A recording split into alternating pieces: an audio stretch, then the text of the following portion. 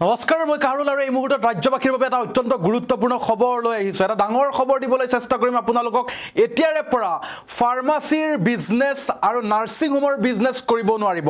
কৰ্তব্যৰত অৱস্থাত থাকি পেলাই কোনো চিকিৎসাৰ কৰ্মচাৰীয়ে চিকিৎসা সেৱাত গাফিলতি কৰিব নোৱাৰিব, আৰু যদি গাফিলতি কৰে তেতিয়াহ'লে বিপদত পৰিব। চিকিৎসা সেৱাত গাফিলতি কৰা কৰ্মচাৰীলৈ এক প্ৰকাৰে হুংকাৰ প্ৰদান কৰিছে ৰঞ্জিত কুমাৰ দাসে।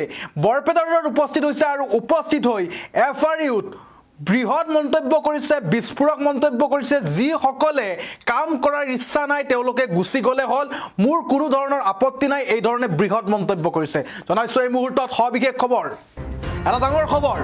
নাৰ্ছিং হোমৰ বিজনেছ, ফাৰ্মাচীৰ বিজনেছ কৰিব নোৱাৰিব এতিয়াৰে পৰা চৰকাৰী চিকিৎসা সেৱাত কৰ্তব্যৰ সময়ত গাফিলতি কৰিলে পৰিব বিপদত। চিকিৎসা সেৱাত গাফিলতি কৰা কৰ্মচাৰীলৈ এক প্ৰকাৰে হুংকাৰ প্ৰদান কৰিছে বিধানসভাৰ অধ্যক্ষ ৰঞ্জিত কুমাৰ দাসে। আৰু যিসকলে কাম কৰাৰ ইচ্ছা নাই তেওঁলোকে গুচি গ'লে মোৰ কোনো ধৰণৰ আপত্তি নাই, এই ধৰণে বৃহৎ মন্তব্য কৰিছে। ইয়াত থাকি নাৰ্ছিং হোমত থাকি চৰকাৰী চিকিৎসালয়ত থাকি নাৰ্ছিং হোমৰ ফাৰ্মাচীৰ বিজনেছ নচলিব, এনেধৰণে মন্তব্য কৰিছে। কিন্তু চৰকাৰী চিকিৎসা সেৱাত কৰ্তব্যৰ সময়ত গাফিলতি কৰিলে লোৱা হ'ব একশ্যন।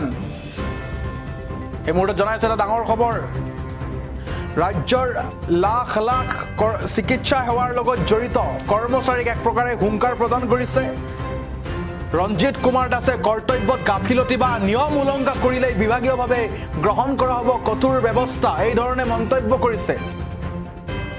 নাৰ্ছিং হোমৰ বিজনেছ, ফাৰ্মাচীৰ বিজনেছ কৰি থাকিব নোৱাৰিব। এতিয়াৰে পৰা চৰকাৰী চিকিৎসা সেৱাত কৰ্তব্যৰ সময়ত গাফিলতি কৰিলে পৰিব বিপদত।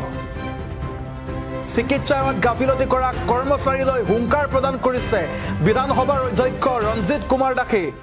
বৰপেটা ৰোডৰ FRUত উপস্থিত হৈ বৃহৎ মন্তব্য কৰিছে। যিসকলে কাম কৰাৰ ইচ্ছা নাই তেওঁলোকে গুচি গ'লে হ'ল, মোৰ আপত্তি নাই, এই ধৰণে মন্তব্য কৰিছে। ইয়াত থাকি অৰ্থাৎ চিকিৎসালয়ৰ কৰ্তব্যৰত সময়ত থাকি নাৰ্ছিং হোমৰ ফাৰ্মাচীৰ বিজনেছ কৰি থাকিব নোৱাৰিব, তাত মোৰ আপত্তি নাই, এনেধৰণে কৰিছে। কিন্তু চৰকাৰী চিকিৎসা সেৱাত কৰ্তব্যৰত সময়ত গাফিলতি কৰিলে লোৱা হ'ব কঠোৰ পদক্ষেপ। চৰকাৰী চিকিৎসালয়ৰ ক্ষতি কৰি কোনো বিজনেছ নচলিব। কৰ্তব্যত গাফিলতি, নিয়ম উলংঘা কৰিলেই বিভাগীয়ভাৱে কঠোৰ ব্যৱস্থা গ্ৰহণ কৰা হ'ব, মন্তব্য কৰিছে। চৰকাৰী চিকিৎসক কৰ্মচাৰীলৈ সকিয়নি প্ৰদান কৰিছে অধ্যক্ষগৰাকীয়ে। আমাৰ হাতত অধ্যক্ষগৰাকীৰ মন্তব্য আছে, পোনে পোনে আগবঢ়াইছোঁ।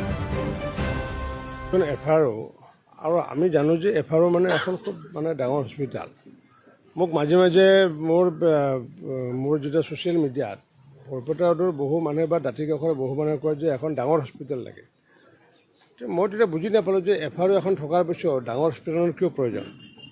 পিছত যেতিয়া মই অনুসন্ধান কৰি গম পালোঁ যে মানুহে এইকাৰণে ডাঙৰ হস্পিটেল বিচাৰে, ইয়াতে সাধাৰণতে কেছবোৰ আহিলে কি কৰে, তাৎক্ষণিকভাৱে যে আমাৰ বৰপেটা মেডিকেল কলেজত ৰেফাৰ কৰে, বা ডক্টৰৰ যিটো উপস্থিতি থাকিব লাগে উপস্থিতি নাপায়, বা কেতিয়াবা হয়তো ৰাতি কেতিয়াবা আহিলে এক্সিডেণ্ট কেছত আহিলে সেই সুযোগটো নাপায়। তো যাৰ কাৰণে আমি আজি যিহেতু আমাৰ ইয়াতে এটা ছ'ন'গ্ৰাফি মেচিন এটা অপেনিং কৰিছিলোঁ, লগতে আজি মই আমাৰ যিসমূহ চিকিৎসক আৰু লগতে ইনচাৰ্জকো মই এইটো আহ্বান জনাইছোঁ যাতে আমাৰ এই FRUখনৰ মানদণ্ডটো যাতে বৃদ্ধি হয়। যিসকলে কাম কৰাৰ ইচ্ছা নাই তেওঁলোকে ইয়াৰ পৰা গুচি গ'লে হ'ল, মোৰ আপত্তি নাই। কিন্তু ইয়াতে থাকি পেলাই নাৰ্ছিং হোমৰ বিজনেছ কৰি থাকিব, ফাৰ্মাচী বিজনেছ কৰি থাকিব, তাতো মোৰ আপত্তি নাই। কিন্তু এইখনক ক্ষতি কৰি পেলাই কোনো তেনেকুৱাকৈ নাৰ্ছিং হোম বা ফাৰ্মাচী বিজনেছ কৰিব নালাগে। এইখনক ভালদৰে ৰাখি, কাৰণ পূৰ্বতো তিনিগৰাকী প্ৰসূতিৰ মৃত্যু হৈছিল ইয়াতে। গতিকে যাৰ কাৰণে মই আজি আহ্বান জনাইছোঁ, আমাৰ হস্পিটেল মেনেজমেণ্ট কমিটিত আমি আজি আহ্বান জনাইছোঁ যে যাতে কোনো ধৰণৰ পাব্লিকৰ যাতে এনেকুৱা কমপ্লেইন নাথাকে যে অহা মাত্ৰতে লগে লগে আমাক ৰেফাৰ কৰি দিয়ে। এই বিষয়টো সচেতন হ'বলৈ কৈছোঁ।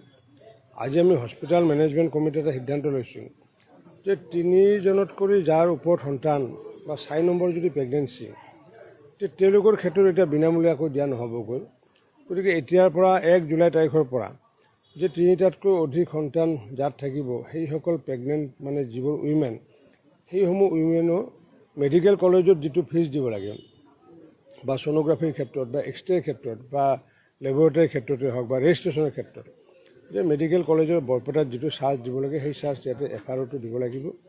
আৰু মই এইটো আহ্বান জনাইছোঁ, এইটো আমাৰ স্বাস্থ্য বিভাগৰ মন্ত্ৰী অশোক সিংহাল ডাঙৰীয়াৰ লগতে স্বাস্থ্য বিভাগক মই আহ্বান জনাইছোঁ, আচলতে এই অসমত সমগ্ৰ অসমত এই নিয়মটো প্ৰৱৰ্তন হ'ব লাগে। কাৰণ পূৰ্বতে পৰিচালনা সমিতিৰ সভাপতি বেলেগ এগৰাকী বিধায়ক আছিলে, তেওঁ কি চকু দিছিল দিয়াৰে মই নাজানো।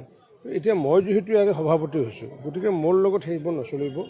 ডক্টৰে ইয়াতে কাম কৰিলে ভালদৰে কৰিব লাগিব ইয়াতে, নহ'লে ইয়াৰ পৰা যাওঁ বুলি ভাবে যদি তেওঁলোকে যাব পাৰে। তেতিয়া মই ৰাইজকো আহ্বান জনাইছোঁ যে তেনেকুৱা থাকিলে যাতে লিখিত ৰূপত যাতে আমাক যাতে জনায়, যাতে গতিকে যোন ৱাৰ্ডৰ হয় তেওঁলোকে বা জিলা পৰিষদৰ অন্তৰ্গত হ'লে জিলা পৰিষদৰ সদস্যক মানে জনাব পাৰে আৰু তেওঁলোকে মোক তেতিয়া জনাব। গতিকে মই এই হস্পিটেলৰ লগত অন্তৰ্গত আমাৰ যিটো এলেকা বৰপেটা ৰোডে হওক বা আমাৰ গড়ধুনা অঞ্চলৰে হওক বা দাঁতিকাষৰীয়া অঞ্চলৰ, যে তেনেকুৱাকৈ যদি অভিযোগ থাকে যে চিকিৎসাৰ ক্ষেত্ৰতে হওক বা ড্ৰেছিঙৰ ক্ষেত্ৰতে হওক, যাতে মোলৈ যাতে এড্ৰেছ কৰে আৰু আমাৰ কনচাৰ্ণ ৱাৰ্ড কমিশ্যনাৰ বা কনচাৰ্ণ GP প্ৰেচিডেণ্ট বা কনচাৰ্ণ আমাৰ ZP মেম্বাৰৰ জৰিয়তে যাতে মোলৈ যাতে লিখিত অভিযোগ দিয়ে, তাৰ কাৰণে মই আহ্বান জনাইছোঁ।